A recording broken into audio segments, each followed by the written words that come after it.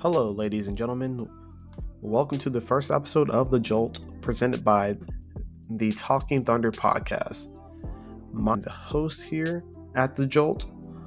For all my new listeners, The Jolt is a quick recap of recent OKC Thunder events or news.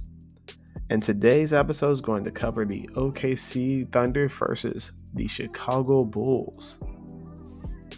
Let's start with the opposing team first. The Chicago Bulls have been on a really good run recently this season.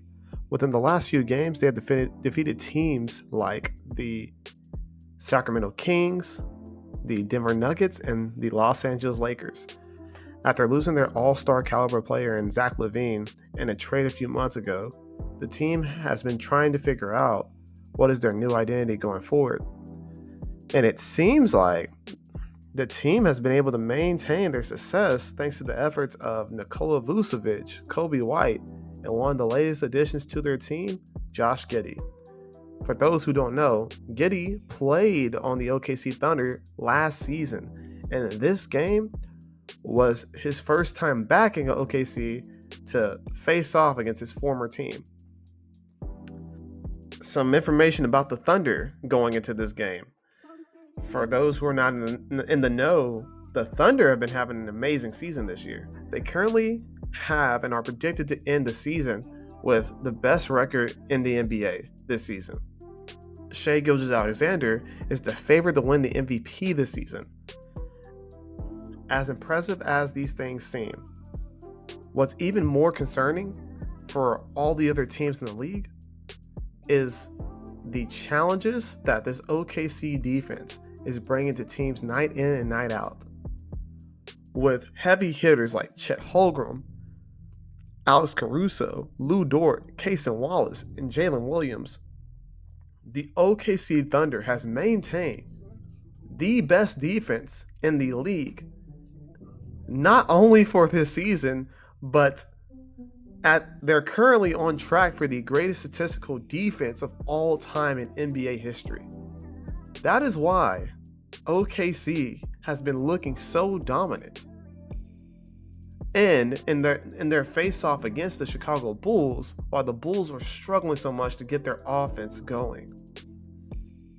So offensively, the Chicago Bulls was on a roll heading into this game. Both Giddey and Kobe White were having their best stretch of the season so far. February and a little bit of March has been their best month of the season so far. And in this game against the Oklahoma City Thunder, they were struggling to get a coherent rhythm going for not only themselves, but for the rest of the team. OKC forced Chicago into 19 turnovers and just about a 45% shooting from the floor. Not to mention from three, the team as a whole was only shooting 31%. And with an offense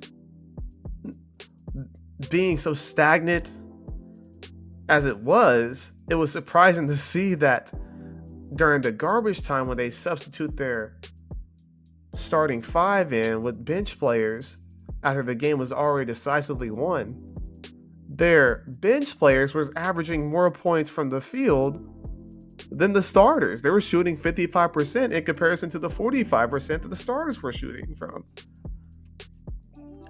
Josh Giddey is the engine of this Bulls team right now, and the Thunder were able to make it really difficult for Giddey to set up other players to score in efficient and effective ways.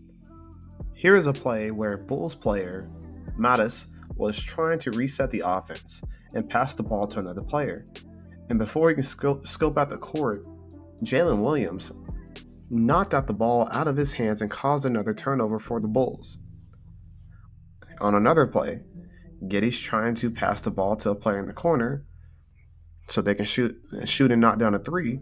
But before they can do that, Jalen Williams again intercepts the ball and ends up scoring a point off that possession. And here's one more play where Patrick Williams is driving to the basket, but Chet Holmgren with his long, lengthy hands is able to knock the ball out of Patrick Williams' hands and set the Thunder up for another opportunity to score. This type of stuff kept happening all throughout the game, and it made it pretty tough for the Bulls to get it into any set rhythm or set flow in order to score points. That's what makes the OKC Thunder so effective. It's very hard for teams to get their chemistry going within the game in order to score points. The score ended up being 145 to 117, and in another dominant showcasing for the Oklahoma City Thunder with a few games left in the regular season. As the saying goes, defense wins championships. And if OKC is able to keep up this level of intensity throughout the rest of the postseason and the playoffs, no team will be capable of beating this team in a 7-game series.